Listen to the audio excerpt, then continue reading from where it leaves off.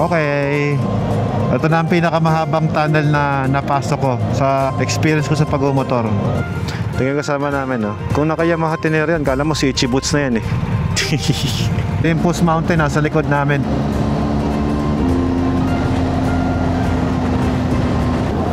Uhoy! Wow!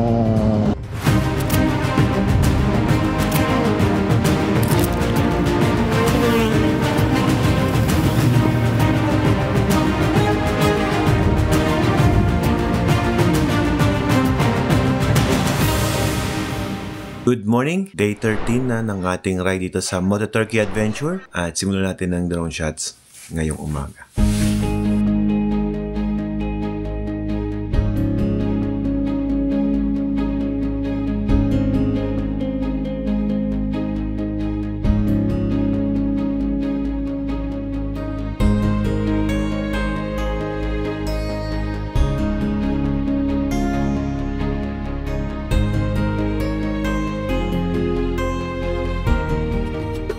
Okay, today is 13th day of our riding here at Turkey. Maiksi lang daw yung biyahe ngayon. Mga 300 kilometro lang. Pag sinabing 300 kilometro, medyo maiksi na sa akin eh, no? Sorry about that, man. So that's our room and this is the hotel. Ito yung lugar natin. Hotel name is Dognan Mansion or Mana Active. So, cultural and creative tourism, and it's really creative kasi makita mo talaga yung hotel nila dito, talaga medyo luma. This wall is 1 meter ang kanyang size. Kung tinanggal mo yung isa, baka guho eh, no? Walang sementong ginamit according to them. Earthquake proof daw. Wala pa naman ako nakita masyadong gumuho, pero may mga nakita ako na ibang masyadong matagal na bahay na nag-collapse. Yan na guys, oh. Yung wood ang ginagawa nilang suspension para kapag nag-earthquake, hindi siya mag-collapse. Galing, no? Okay, everybody's getting ready and we are always ready. Ayun namin ang nag-iintay yung ibang kasama namin. Today, yung ruta namin di pa sinesend, pero nag-briefing kami kagabi at magbabangkaan daw kami. Hey boss! Good morning! Yung isang kasama namin may problema sa kanyang transmission oil. Tumatapon daw. Pero according sa mga may BMW owner, kahit daw walang langis yan, 100,000 kilometers, hindi daw kumakapakamake na. That's what they said. Pero syempre ako, langis yan eh. Logic naman yan. Pag walang langis, masisira yan. Julia, can I try sitting on your bike? Sorry, second. Can I try sitting here? Yeah. So this is a Aprica Twin. This is also automatic, but the difference is they have a bigger wheel size on the front. Okay, no? So we have this in Philippines, but this size of tire is little bit bigger. Look, it's rim 20, I think 21. 21, yeah, I'm right. It's 21 rim. Okay, let's jump on. Okay, pupunta na sa farm si Lolo. Oop. Hinihila ko, babe. Huwag mong hilayin. Sige. Oop. Medyo mataas lang, babe, pero hindi ganun. Okay, pakihila na. Hindi kasi syempre kailangan makokontrol ko yung bike kasi mabigat na yung pannier natin. Sinita ata si ano. There you go. Let's just wait here at the front. Pinoy eh, syempre gusto natin lagi tayo nakalilim. Good morning guys. Day 30 na nga po ng aming Moto Turkey Watermax Adventure Turkey. So, mamangkado kami. Samahan nyo kami guys sa aming pamangka mamaya. Let's go na. Ayan guys, nalobat yung intercom ni Ella at ang diskarte niya. Pakita mo yung diskarte mo, mami. Pakita mo sa camera, ayan o. Thank you, Anchor! So naka-charge siya kasi nakalimutan niyang patayin kagabi. Ayan, nalobat yung kanyang intercom. Ang kagandaan naman, pwede naman siyang mag-charge habang nag-ride at habang connected pa sa akin, di ba boss? Yes. Panibagong kaalaman. Siya nga pala guys, may share ako sa inyong tip ngayong dahil 13 days na ng ride natin. Marahil nagtataka kayo bakit parang nakukuhanan ko lahat ng footage natin sa ride na ito. Ang sikreto ko ito, yung charger ko, ayan, nakasaksak dyan, lilipat ko lang doon pag malolobat na siya. Oh. Ang lagi ko charge dito guys yung power bank. Kaya kahit 2 pirasong baterya lang ng action cam ang dala ko, okay lang kasi pwede ko namang siyang i-charge habang tumatakbo. Oh, di ba? Smart. Basta hanggat may laman ang aking power bank, nothing to worry. Pero ako, yung power bank ko, nagpi-50% lang from 100%, 50% lang siya buong maghapong ride na yon. Ano, mami? Kuha sila ng branded na power bank para tatagal. Okay, I'm not promoting the brand pero gamit ko Anchor. Not sponsored guys, pero yun yung gamit na power bank ni Ella na ginagamit ko rin. Sa iPhone, pag sinarge namin siya, iPhone Pro Max 4 na full charge siya. Pagka ginamit mo siya, from 0, 4 na full charge siya magagawa niya. At ang liit lang niya, pwede mong ibulsa. Anchor, baka naman. May pa ganun no? Iyon morning view. So, nagpalipat ako ng drone kaninang morning. Grabe ng view talaga, no? Yung araw, yung kulay, stunning. Super ganda. So, nilisa na namin ang village ng Native Creative. Native Creative Ormana. Goodbye! Nung namasyal kami guys, hindi ko lang naisama masyado sa vlog ko. Marami kaming nakitang kakaiba. Yung kambing sa loob ng bahay nila, kasamang tumitira yun. Ang lalaki pa ng kambing nila.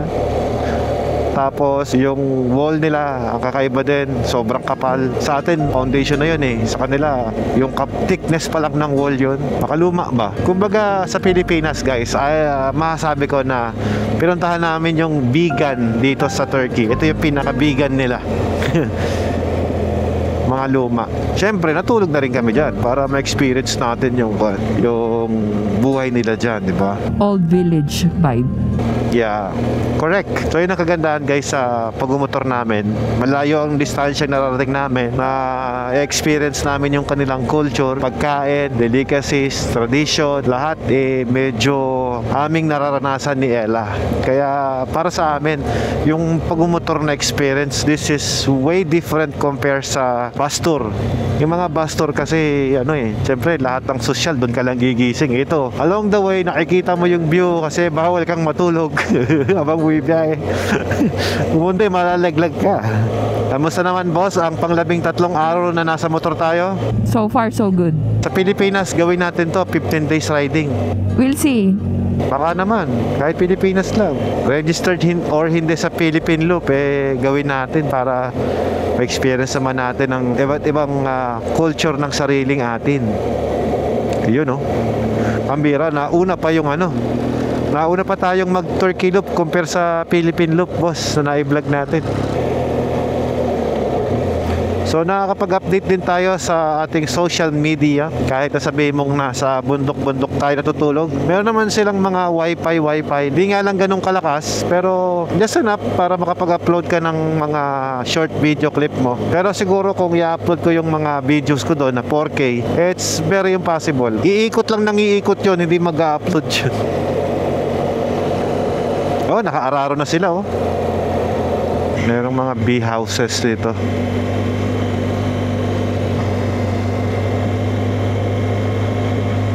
So ibang kalsada naman yung dinaanan namin ngayon. Kung napansin nyo guys, nung pinalipad ko yung drone, ang haba pala ng trails area nila dito. Yung mga backdoor na daanan ng mga off-road, ang haba. Ay, ang ganda Wow. Wow. Checkpoints Mili Parky. We're going back. Sumenya siya, napabalik tayo. We will know later kung bakit tayo pinabalik. Baka may problem sa site na yun. Mamaya tayo magkatanong bakit tayo pinabalik. Baka may safety issue. Usually naman ganun Okay guys, so basta kami ng Ormana. At ngayon naman balik tayo sa main road papuntang south part of Turkey.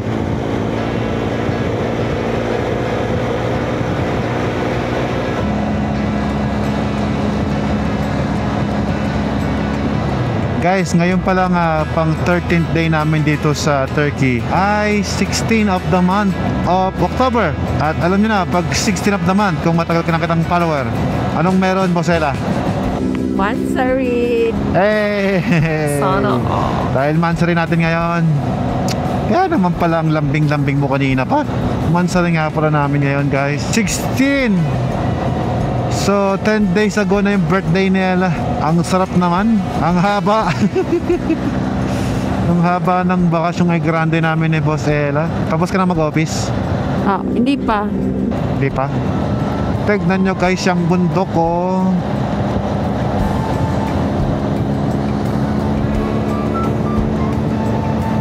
Nami, happy Mansari. Happy Mansari. Love you. Love you. More ride to us. Oo. Ganda mami oh. Ito mo yung lugar oh. Oh.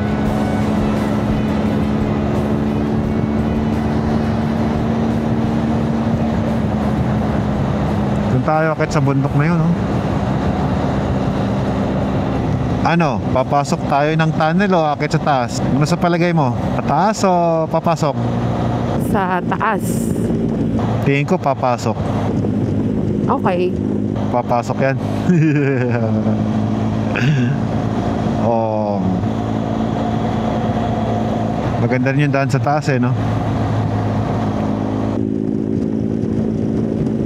So, bakit si Kim nasa likod na? Wala na sa harap. Hindi ko alam.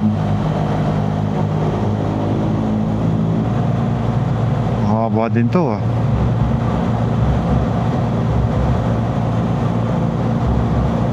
Grabe, tinagos siya tayo isang bundok, no?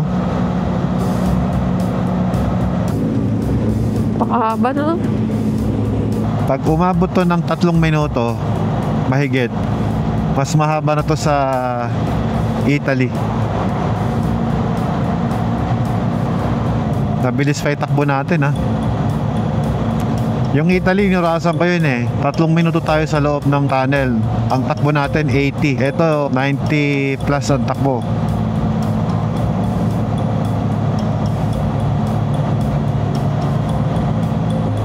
$3.40 na minutes. Wala pa yung kabilang dulo. Okay. Ito na ang pinakamahabang tunnel na napasok ko sa experience ko sa pag-motor. Sakto, 4 minutes. 4 minutes sa speed of 90. Pinakamahabang tunnel yan. Compare natin sa tunnel na nilista natin. Mukha lang mahaba yon kasi from Austria to Italy yung ruta. Parang border kasi tinawid mo siya, yung tunnel na yon. Ito, ang haba. 4 minutes exact. At 90 speed. Kayo guys, meron ba kayong tunnel na alam na ganun kahaba? Comment nyo dyan sa baba kung meron kayong na-experience sa ganun kahabang tunnel. Takbo kayo ng 90 tapos sa oras ay 4 minutes ang itatagal.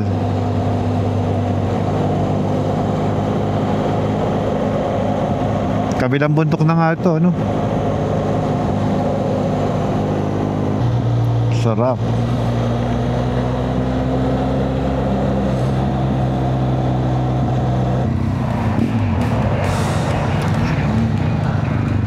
Okay, dito na kami ngayon sa Kapatagan, kung saan nakalagpas na kami sa mga bulabundukin. At nandito na kami ngayon sa part ng South Turkey. At 50 kilometers na lang ay nasa Antalya na kami. Malapit-lapit na po kami sa airport kung saan kami dumating nung day 1 natin. Yun yung Antalya Airport. So meron pa kami mga lugar na pupuntahan marahil, kaya iikot-ikot pa kami dito sa Turkey.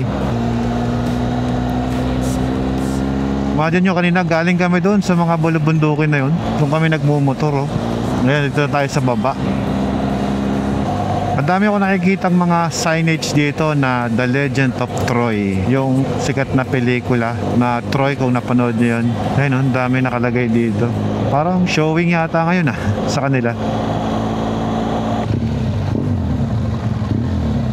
Dito pala yon ginaganap guys. Yung pelikulang Troy. Oh, ginawang tourist spot oh. So yung actual movie na kabayo na ginamit sa Troy, andito yata yon.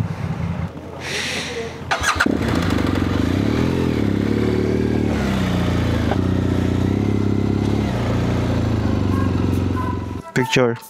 Okay. Coming. Okay. Yun. Hey! Come on, let's go. Yeah. Init. Let's go. It's getting hot. 29 degrees. Painit.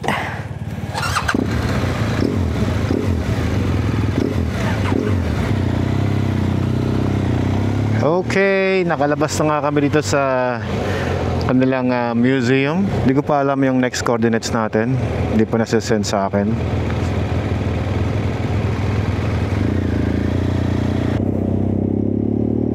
Beb, buksan ko yung mga bintana mo ah. Yes, please open my window.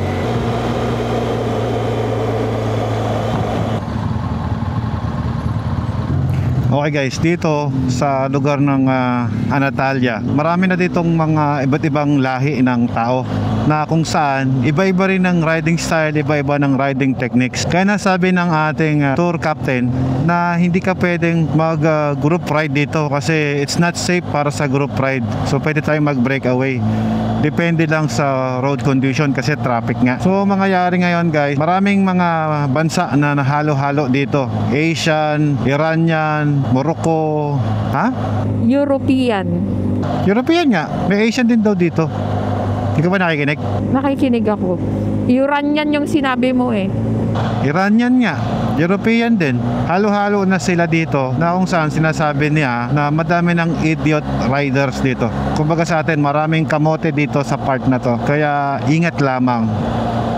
Compare sa mga pinuntahan namin na probinsya, of course, wala naman masyadong mga sasakyan doon. Dito, traffic na. Pero, syempre, kung ikukumpara natin sa Pilipinas, naku po, basic na basic lang to. Kumbaga, ano to, hindi pa naka-experience ng tunay na traffic to. Ano, mami? Nahasa na. Hasa na tayo pagdating sa ganyan eh. Pag napag-drive mo sa Pilipinas to, baka mamaya lahat ng tatawagin na niya. Naintindihan ko naman yung tour captain natin kung gaano siya ka-nervyos ngayon dahil sa, syempre, parang ito yung pinaka-worst na daan para sa kanila. So, ang bilin sa amin is to pay attention, always consider your left and right sa pagmumotor. Ang challenge lang sa ganitong traffic talaga guys, itong mga side pannier namin ang lalaki. Sa atin naman, di ba yung Africa Twin natin meron din, yung BM natin meron din. So sanay na tayo mag-ride ng merong side pannier. So hindi ko nakikita ang problema yon sa part namin ni Ella. Hello. Hi Pans.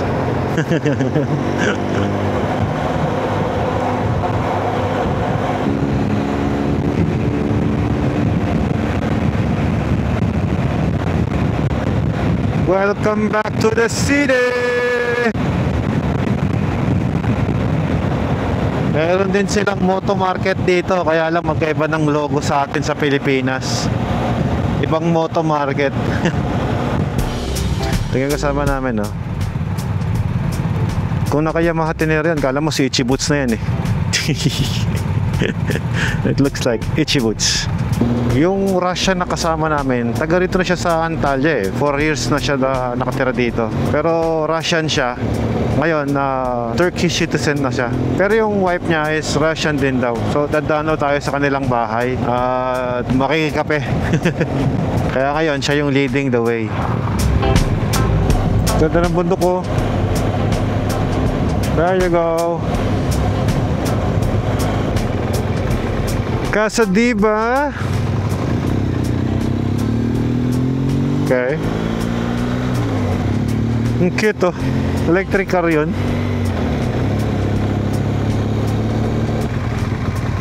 Dito tayo. Para nasa lilim.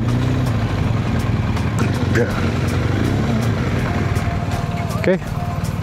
Let's get down. Let's go, man. Medyo mainit. 25 degrees. So, this is the house of Vladimir. Yeah. All my plan. Okay. Okay, Vladimir, if you're watching this video, I would like to say thank you for your hospitality, for giving us good coffee and different kind of pancakes with meat inside. Okay, so we're now going to travel at least 180 kilometers. So we'll be there at 4:30 in the afternoon. And we still have a couple of days to stay here in Turkey.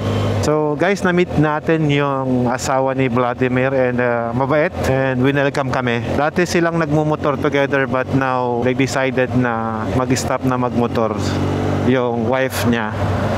At si Vladimir na lang ang nagmumotor. We're heading straight to the mountain. Let's go!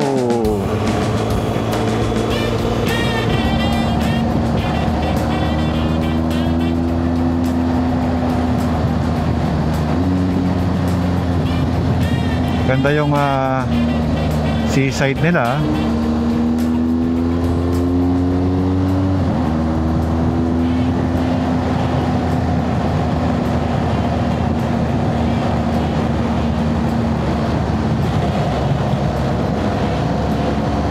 What bike is that, boss?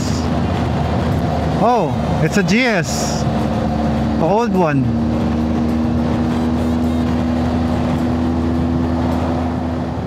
So this one is... Yes, sir. Pomegranate. You can eat it? Can I try it? These are interesting days. Okay. Good. Masim. Wow. That is a relaxing lunch. Kasi na kayo, hindi na namin na video. Pero na video ko sa cellphone ko. Patayo kasi yung video na yun. So, hindi ko na isama. Pero kakaiba yung kinainan namin. So, kayo na po. So, as I observe guys, every time na lumalayo kami sa mga lugar na pupuntahan namin, nag-iiba din yung mga food na kinakain namin, yung pinapakain sa amin. Nag-iiba-iba yung lasa, yung serving, at yung specialty. So, at least sa travel natin dito, we are experiencing their different kind of culture, different dishes, and more. Kaya masarap na talaga yung malayo ang biyahe. Kasi ang dami mong na-experience sa kakaiba. Maganda yung hotel na tutuluyan namin guys, no? At katabi lang mismo siya ng Mediterranean Sea. At ito yata yung first time na makakaligo tayo sa Mediterranean Sea, no? Kasi usually naliligo tayo, 'di ba, sa Pacific Ocean, sa South China Sea. Yan yung mga pinapaliguan natin eh. Sayang nga yung Black Sea, gusto ko sanang maligo doon. Magugas lang tayo ng paa doon. Pero ang Black Sea kasi malamig eh. Hindi kami nakaligo ni Ella doon. Siya nga pala guys, no? Nakita niyo ba yung bundok yan sa taas? Yan. Yun, yung taas na yun. Yun. Ayun guys, yung Mount Olympus, kung saan doon nakatira si Zeus, the Greek mythology ng goddess of thunder. Palay mo dito pala yun, ano?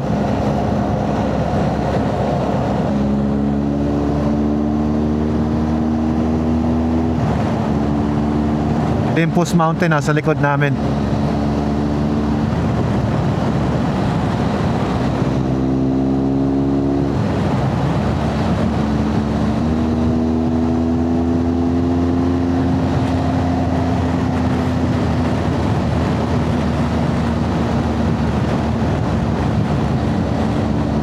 Bay Konak Mabikent. Okay, papunta na kami guys ng Antalya. Okay. Nandito na pala tayo sa Antalya. Dito tayo, Casa Hotel. White House pala yan. Ang ganda naman ang hotel natin ngayon. 96 kilometer. Hindi nagmamadaling biyahe. Karamihan na helmet na nakikita ko rito sa mga motorista, LS2. Tingnan mo guys, yun ang suot ng mag-asawa. Siguro Moto Market Turkey din yung pinanggalingan yan dito. Welcome to the Mediterranean Sea. Wow, makakatikim tayo ng Mediterranean Sea. Hindi na to Pacific Ocean tsaka South China Sea. Mediterranean na to. Location after. We are back on the road guys. Tingnan nyo guys, pagka malinis at maganda ang dagat, may mga nagka-camping sa gilid. Kagaya niya, no? Nagpi-fishing sila, oh, 'di ba? Bandingan nila 'yan. Bubuan lang ang katapat. Tapos may yate. Actually, may mga ganitong view din sa atin, di ba? Sa Dingalan, ganyan. Sa may papuntang, saan pa ba yung dagat sa atin? Dingalan, Aurora, di ba? Mga magagandang location ng dagat na ganyan, no? Tikman natin kung maalat din ba ang dagat dito sa Mediterranean Sea. Ohoy! Wow! Yun, oh. Bawal daw mag-swimming. Malalim. Doon pwede, oh. May mga nag-swimming na ron, oh. Yun, oh. Makakaligo tayo sa dagat.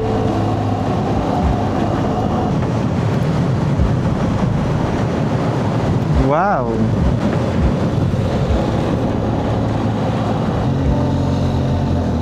May magka-camping pa, oh. Sa kanila pwede talaga yung mga ganyang trailer eh, kasi maluwag ang kalsada.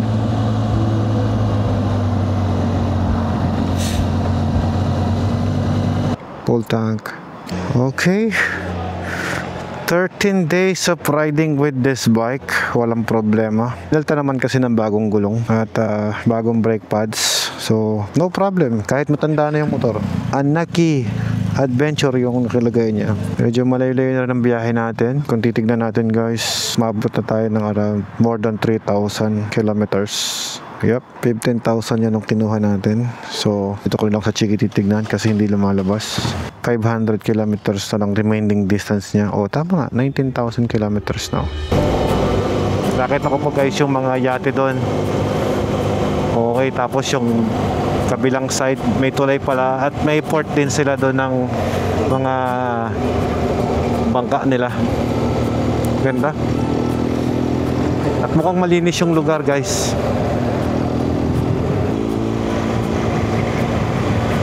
Merong yung view na yan, may kahawig sa atin eh, yung papuntang Buskalan.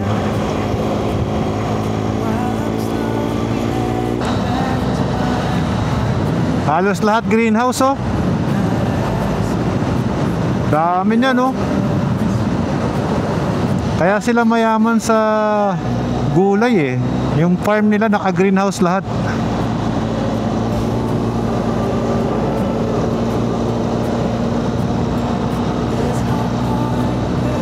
Ano kaya mga halaman yan? Berries, tomato, sili at kamatis, mami. Oo, tsaka pipino. Yun kasi yung maarte sa ano, 'di ba? Sa mga insekto, kamatis. Kaya siguro na naka-greenhouse lahat, ano? May talong pa nga eh. Paano mo nakita? Yung iba nakabukas. Nung nasa baba pa tayo. Oo. Galing, no? Pag naka-greenhouse ba, less ang fertilizer? Hindi ko lang alam. Kaya pala nakakita ko ng mga truck na mayroong mga malalaking plastic. Malakas pala magbenta ng plastic dito, no? Kasi kahit yung bubong ng restaurant na kinaya natin kanina, naka-plastic din ng ganyan eh, makapal. Siguro dito, ang computer na niyan, isang greenhouse eh, no? Baka uso pa dito, mga hydroponic na, ano, na halaman. Yung aquaponics kung tawagin. Ito nyo ba yun? Wow! Wow! Amazing. That was a beautiful sunset.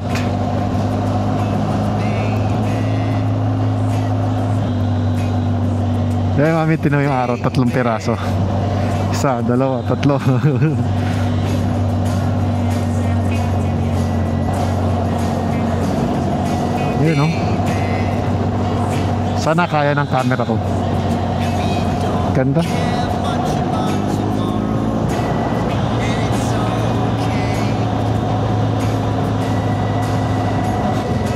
Ganda ng panahon, plus 24 degrees lang.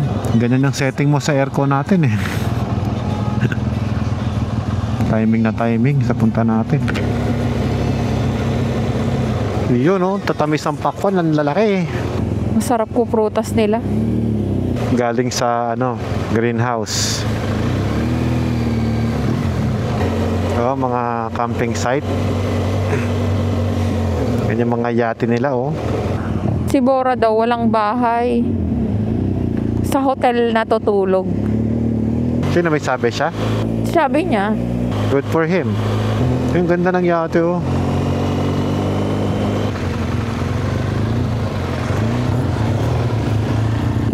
ayan daddy oh. Oo, ang dami, oh. Dito ang puntahan. Ipapark na lang nila dyan yung mga camper nila, no? Oo.